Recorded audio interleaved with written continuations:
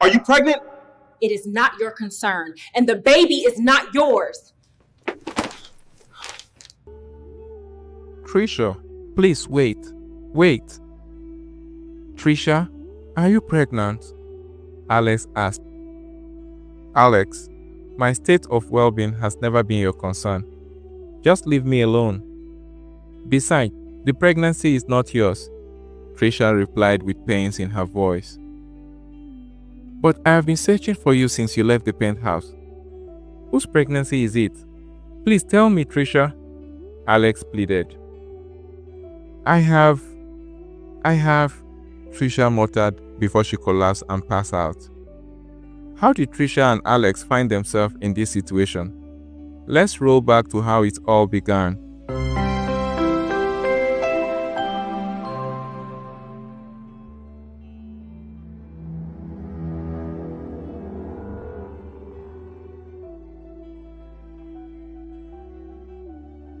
The High Roller Lounge at the Fontainebleau, Miami Beach was exactly the kind of place Tricia didn't belong.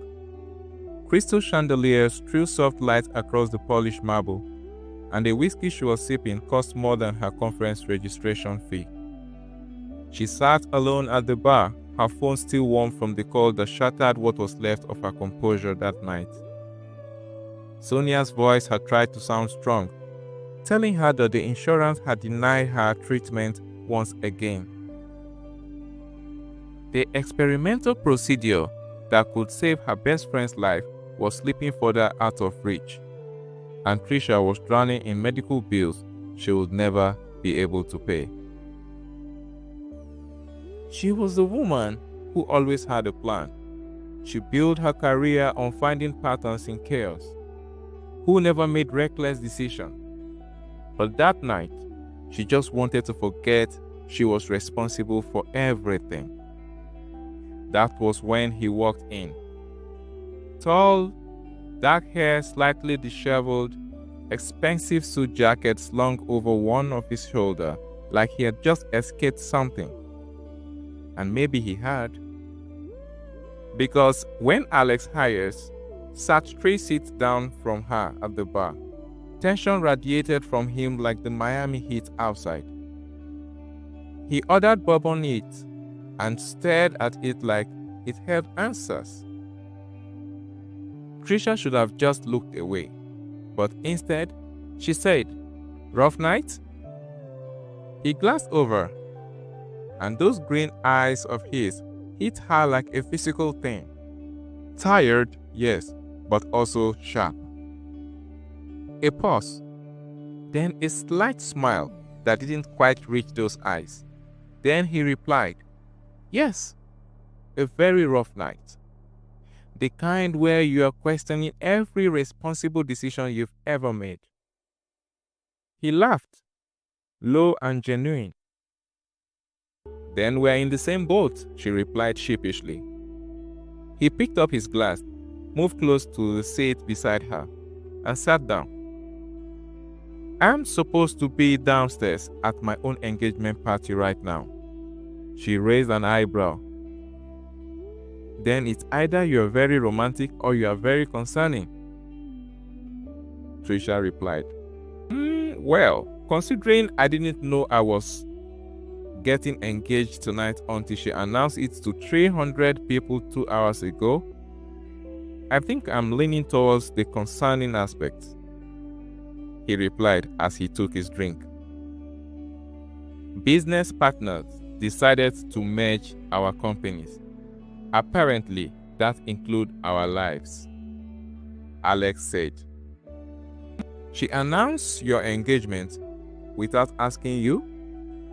Tricia inquired. "Power play. She knows I won't make a scene. I won't embarrass the families involved. So here I am, hiding in a bar instead of celebrating the future someone else chose for me." Understanding flickered across Tricia's face. Her entire life was obligations she hadn't chosen. "I'm Tricia," she said, though she didn't know why. They were strangers here in Miami. "Alex," he replied, as he extended his hand. And when she shook it, something electric passed between them. Not just attraction, though that was immediate and undeniable. It was recognition. Two people suffocating under the weight of everyone else's expectations. They talked for an hour about nothing and everything.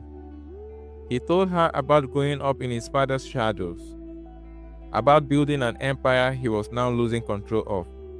She told him about Sonia, about the crushing math of medical debt, about how she spent her life finding other people's financial crimes but couldn't solve her own problems. The whiskey made her honest. Or maybe it was the way he listened, really listened, like her words mattered. What if we just forget it all? Alex said suddenly. Just for tonight. No names beyond first names, no reality check, no consequences.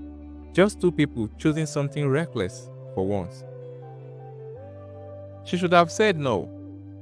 The responsible version of her, the one who woke up at dawn and balanced budget and never took risks, was screaming to walk away.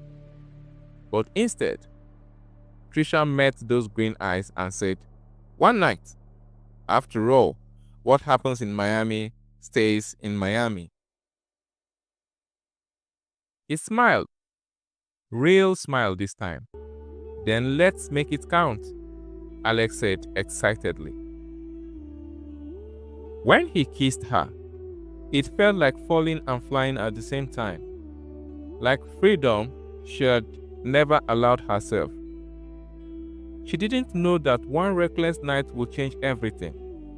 She didn't know she was already falling in love.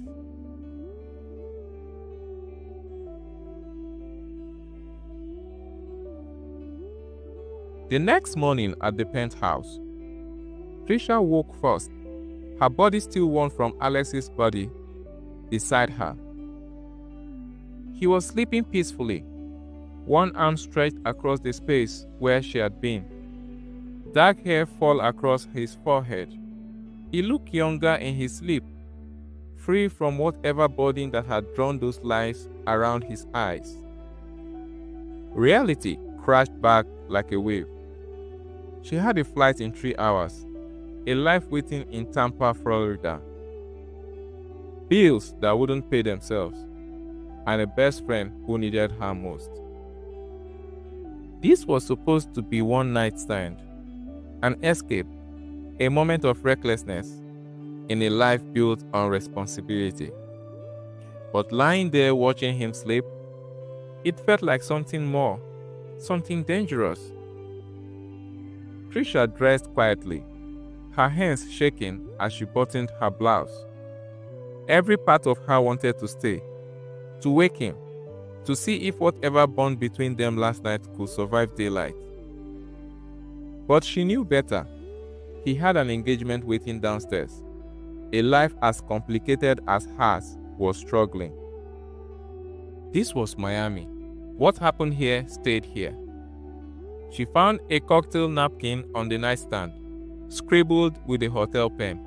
She grabbed it and wrote, "Thank you for letting me be reckless. T." She left it on the pillow where she had slept and walked out before she could change her mind. Moments later, Alex woke up to an empty bed and a note that felt like a gut punch. The suite was silent except for the hum of air conditioning and the distant sounds of the city below. He read the napkin 3 times, searching for something more than a goodbye. A mobile number, an address, a last name, anything. His phone shattered the quiet moment. 17 missed calls from Vanessa, his publicist, his board members. Vanessa, his fiancée, had leaked their engagement videos and pictures to every major outlet. The announcement was everywhere, complete with photos from last night's parties. Her hand possessively in his arms, spinning a story about love and partnership and the future of Highest Entertainment Group. The Gaming Commission meeting had been moved up to next week. Marcus Blackwell was already cycling, ready to exploit any weakness, any crack in Alex's armor. Alex's assistant, Rebecca, arrived at the penthouse within an hour, tablet in her hands, damage control mode activated. "You need to go through with this, boss," she said, not unkindly. "Marry Vanessa, or Marcus will use the chaos to destroy everything your father had built." Alex agreed numbly, but his mind was elsewhere, on a woman who signed her name with just a letter, T. On a night that felt more real than anything in his carefully constructed life. In Tampa, Tricia stared at 2 pink lines on a pregnancy test. Then at the second test, then the third. All positive. Twins. The doctor confirmed it with an ultrasound that made her world tilt on its axis. She was terrified, alone, with no way to contact the father. She didn't even know his last name, just the memory of his hands and the way he'd look at her with those gorgeous green eyes. She made the decision alone, like she made every decision. She would handle it. She always did. That, Tricia promised herself. Back in Miami, Alex went through the motions of his engagement like a man underwater. Charity galas with Vanessa's hand in his, press releases about their upcoming wedding, board meetings where he smiled and nodded while slowly losing control of his own company. Every night, he stared at that cocktail napkin, wondering about Tricia.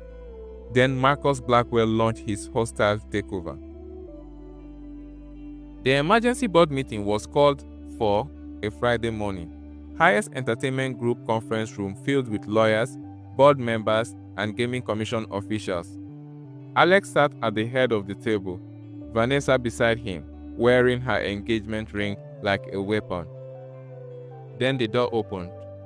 The new forensic auditor from Florida Gaming Commission walked in. Professional, in a navy blue suit, leather portfolio under her arm, dark hair pulled back. Tricia Morgan froze mid-step. Alex's entire world stopped. Their eyes met across the boardroom, and the air turned electric. Recognition, shock, something deeper that neither could name. Vanessa's gaze snapped between them, sharp and suspicious. "You two know each other?"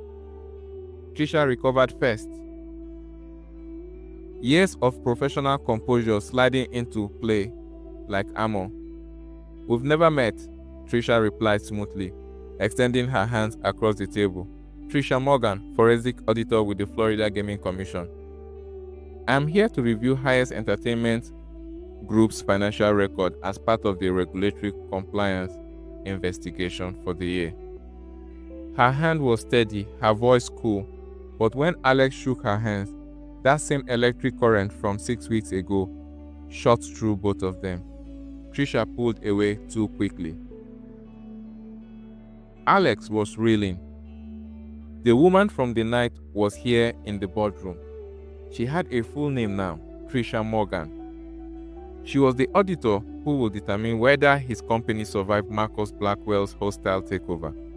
And she was looking at him like he was a stranger. The meeting dragged on for 2 hours. Tricia presented her audit timelines, requested access to financial systems, asked pointed questions about casino operations and corporate structure. She was brilliant, Alex realized, sharp and methodical, catching discrepancies that others missed. She never looked directly at him unless necessary, and when she did, her expression was perfectly neutral. But he saw the tension in her shoulders. the way her fingers gripped the pen just a little too tightly. When the meeting finally adjourned, Tricia gathered her materials quickly, clearly planning to escape. Alex caught her in the hallway outside the office, his hand gentle but firm on her elbow. "Tricia, we need to talk." She pulled away, glancing around to make sure they were alone. "There is nothing to discuss. It was one night, Mr. Hayes." "Mr. Hayes?" Mr. Hayes, like they were strangers, like he hadn't memorized the sound of her laughter, the taste of her skin. "Alex," he said, voice low and rough. "My name is Alex, and you know it. We have everything to discuss, Tricia." "You are engaged, Alex." Her voice was cold, professional, but he had the heart underneath. "That night was a mistake," she muttered. "It wasn't a mistake, Tricia." He stepped closer, desperate to make her understand. "I looked for you, Tricia. I wanted to find you. I had my phone. I had my people search every hotel registry, every conference attendee list, just looking for you." Something flickered in her eyes. Surprise, maybe hope, but she crushed it quickly. "Well, you found me. Congratulations. Now, if you excuse me, Mr. Hayes, I have work to do." She turned to leave, but 3 steps down the hallway, she stopped. Her hands went to her stomach, her face paling. The portfolio slipped from her grip.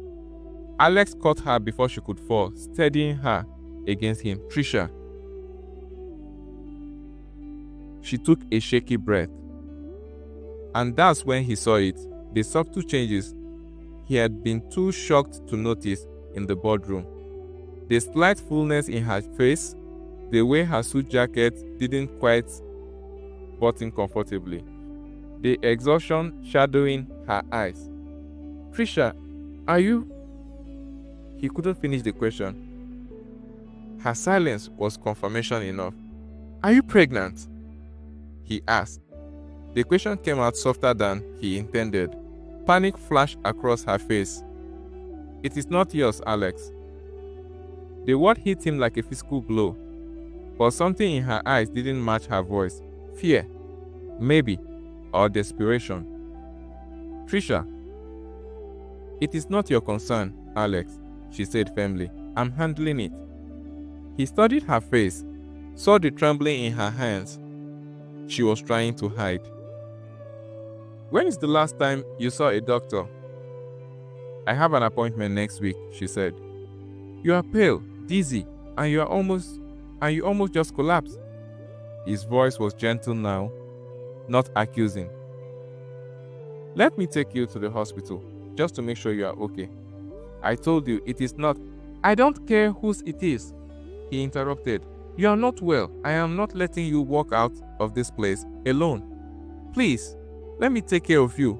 I'll take you to the hospital." Maybe it was the police. Maybe it was the genuine concern in his eyes. Or maybe it was the bone-deep exhaustion of carrying everything alone for so long. But Tricia nodded. Alex took her to Jackson Memorial Hospital, stayed with her while they ran tests, held her water bottle when her hands shook too much. He didn't ask questions. He didn't push. Just sat beside her in the emergency room like he had every right to be there. The doctor confirmed what Tricia had already knew. 10 weeks of pregnancy. Twins, healthy, but she needed to manage her stress level and eat regularly. After the doctor left, Alex handed her the discharge papers without a word, walked her to his car, drove her back to the hotel in silence. It was the gentleness that broke her. The way he had held her elbow when she stumbled, the way he asked the doctor questions she'd been too scared to ask, the way he hadn't demanded anything, he just stayed. "They are yours," she whispered as he pulled up in the hotel entrance. "The babies, the pregnancies, They are yours, Tricia said. Alex's hand tightened on the steering wheel. He turned to face her and his eyes were bright with something she couldn't name. Why didn't you tell me? Because you are engaged. Because you have a life I don't fit into, Tricia replied. I'm not marrying Vanessa, he said the words. And the words came out easier than they should. I never wanted to. It was a business arrangement, a power play. She announced it without asking me. Don't you see? And what do you think this would be? Tricia's voice cracked. Another business arrangement? I'm not your responsibility, Alex. I'm not some problem you need to manage. I can handle this alone. You shouldn't have to. But I will. I always do, Tricia said. Not this time, Tricia. He reached out for her hands, but she stepped back. I can't be the reason you blow up your life, Alex, she said. I won't be. You already are. The words hung on between them, raw and honest. Tricia, I'm going to be a father to twins with you. Before she could respond, movement caught up her eyes. Vanessa stood outside the hotel entrance, watching them through the car window. Her smile was sharp as a blade. Isn't this interesting? Vanessa tapped on the car window, and Alex had no choice but to step out. Tricia followed, her legs unsteady, still processing everything that had happened at the hospital. So, Vanessa said, circling them like a predator. The forensic auditor investigating my fiancé's case is carrying his bastard children? How very scandalous. Vanessa, this isn't, Alex started, but she cut him off with a laugh that held no warmth. Save it! I've been waiting for something like this for so long. Her eyes glittered with malice. You want to know the truth, Alex? Marcus and I have been working together for months now. The engagement was never real. It was access to your files, your password, your company's secret, everything Marcus needs to bury you in his takeover. Alex's jaw clenched. You've been stealing from me? Not quite, Vanessa said, examining her nails. And here is how this works. You sign over controlling interest to Marcus quietly, or I leak everything. The pregnancy scandal, your auditor sleeping with the investigation target, all of it. She looked up, eyes cold. Her career will be destroyed. Yours will be in ruin. And those children, she gestured dismissively at Tricia, they'll be born to parents with nothing. Tricia felt the ground shift beneath her. Everything she had worked for, her reputation, her career, gone in one headline. But Alex stepped forward, placing himself between Vanessa and Tricia. No. Vanessa blinked. Excuse me? Do your worst, Alex said. Voice still. I'm not giving you my company or my life. For a moment, genuine fury flashed across Vanessa's face. Then she smiled colder than before. You regret this. You will surely regret this, Alex. Both of you. She turned and walked away, leaving them standing in the Miami heat. Alex reached for Tricia's hand. We'll fight this together. And despite everything, Tricia believed him. The next morning, Tricia arrived at Highest Entertainment Group offices before dawn. If Vanessa and Marcus thought they could threaten her into silence, they didn't know who they are dealing with. She built her career finding patterns in chaos, uncovering frauds that others missed, and now she had every reason to dig deeper. Alex had granted her full access to the company's financial systems, something that had made her both grateful and uneasy. She was supposed to be an impartial auditor, but there was nothing impartial about carrying a man's children while investigating his company. Still, the truth mattered more than optics right now. The first anomaly appeared in the VIP guest services record. Small discrepancies in the data logs, barely noticeable unless you knew what to look for. Tricia pulled the casino's high rollers client database and cross-referenced it with financial transactions. That's when she saw it. A shadow system running parallel to highest entertainment legitimate operations. Someone had embedded software in the VIP registration process. Every time a wealthy guest checked into the casino, their personal information was being harvested. Social security numbers, bank account details, credit card information, even passport scan. All of it funneled through encrypted channels to offshore server. Her hands trembled as she traced the digital footprint. This wasn't just corporate espionage. This was systematic identity theft on a massive scale. She walked through the morning, coffee growing cold beside her, pulling thread after thread. The stolen identities were being sold on dark web marketplaces to criminal organizations worldwide.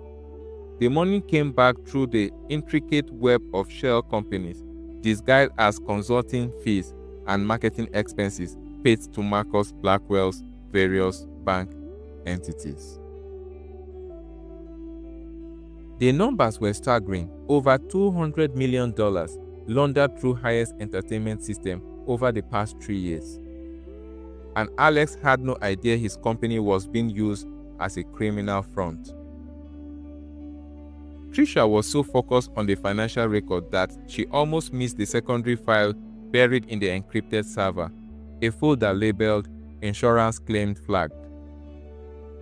Curiosity made her open it. The spreadsheet contained thousands of names of victims whose identities have been compromised, whose credit card details have been stolen and credit card destroyed, whose lives had been systematically dismantled. She scrolled through, her heart sinking with each entry until she saw a name that made her blood run cold. Sonia Richards, Tampa, Florida.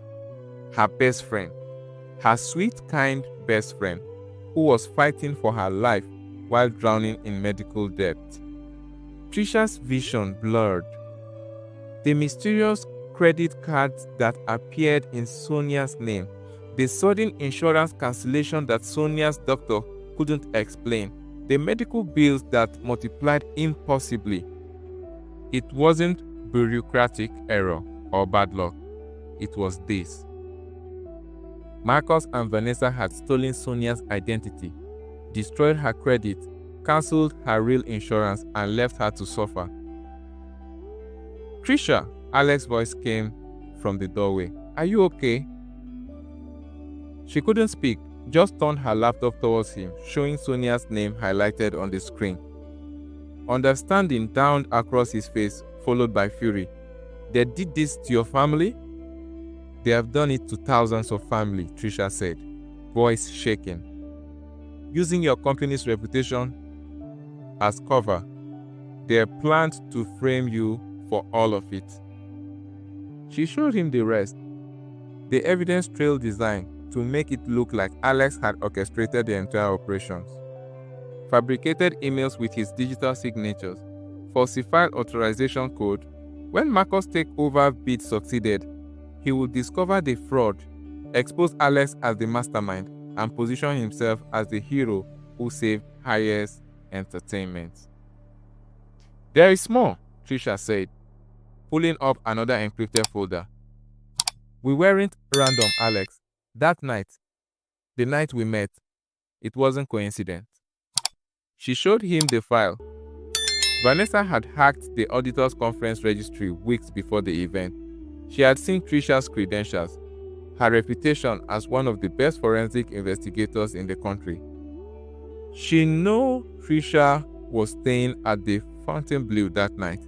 She arranged for me to be at the bar, Tricia said. The realization making her sick. She knew you would be there. Escaping the engagement party, she orchestrated our meeting. She planned everything without our knowledge, Tricia said passionately. Alex stared at the screen. But why? Blackmail, Tricia replied. Blackmail, as she opened the final folder, and they both froze. Photos, dozens of them. Alex and Tricia at the bar, laughing, walking through the casino, kissing in the elevator. All time-stamped, all dated. Professional quality, taken by someone who had been following them all night. She was going to use this to force you to sign over the company, Tricia said. Threatening to link a scandal about your secret affairs. And when I got pregnant, and that made it even better for her. Now she can claim you hired me before the audit to manipulate findings. She can destroy both our careers and send us to prison for fraud. Alex's jaw clenched. She had been planning this for months. Yes, Tricia corrected. She'd been planning this for years, showing him the earliest financial discrepancies. The identity theft operation has been running since before you knew Marcus was a threat. That is about 3 years ago. Vanessa has been inside your company the whole time building this trap. They sat in silence, the weight of it crushing. Then Tricia noticed something else in the server files. Communication logs between Marcus and names she recognized from FBI watch list, organized crime figures, international fraud syndicate. They are connected to something bigger, she said. This isn't just corporate fraud. Marcus has ties to criminal organizations across 3 continents. They are the ones buying the stolen identities. Before Alex could respond, the office door opened and Vanessa walked in.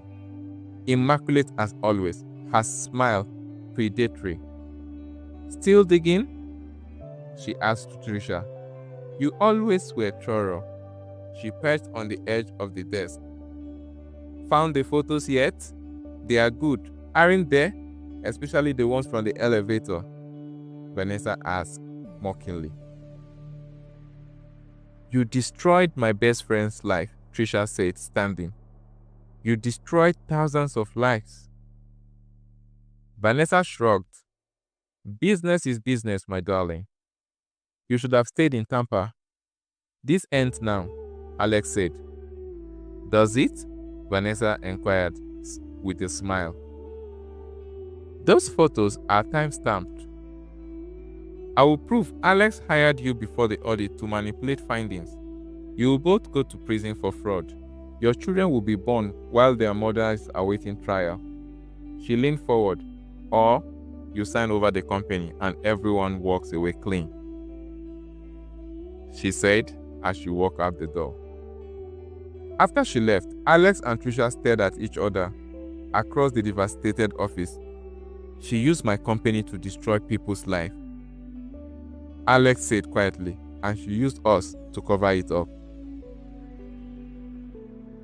Tricia looked back at her screen, at Sonia's name, at the thousands of other victims, at the evidence of the criminal conspiracy, and reached far beyond a corporate takeover. Then we make sure she pays for it, Tricia said. All of them.